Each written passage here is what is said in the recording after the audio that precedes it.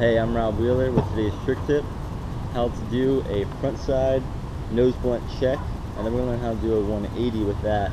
I'll be doing them switch today because I'm riding a directional board, but you can apply these same fundamentals as if you're riding regular.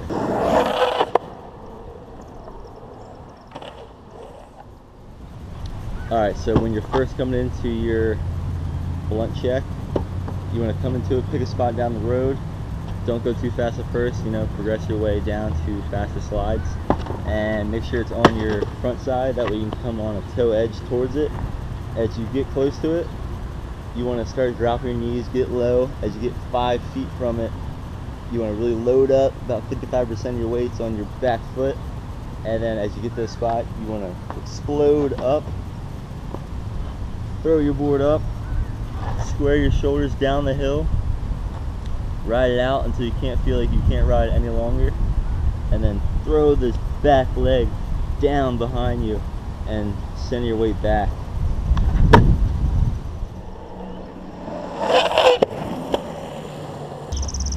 So when you're holding your slide, keep your shoulders squared off to your board. Don't open up, otherwise you'll face plant. This way it keeps you in the check. As you feel like you're losing speed, you can't hold it any longer, you really gotta kick this back leg back down, and your weight has to shift to like centered and crouched. So as you come up, can't hold it any longer, throw down, ride away clean. So an extra trick tip that really helped me start doing these blunts is start out in the flats, just popping up that back like you're doing a blunt, just to get that motion, that feeling down of having your nose down and your back end up. The second trick tip, I would say, always picking a spot where you're going to do it, and that way you don't hesitate.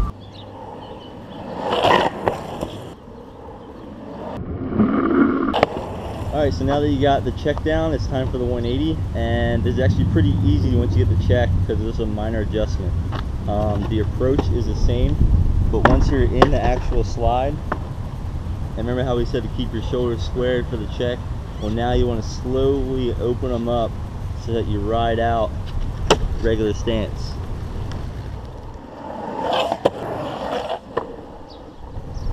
And it's really kind of simple as that. The main tip for that is just you want to make it look steezy, so you want to really hold that blunt slide for as long as you can before switching 180. So don't get carried away with really throwing your shoulders and doing it, but you want to really, still, once you get the slide out, hold it, and then you can just be like.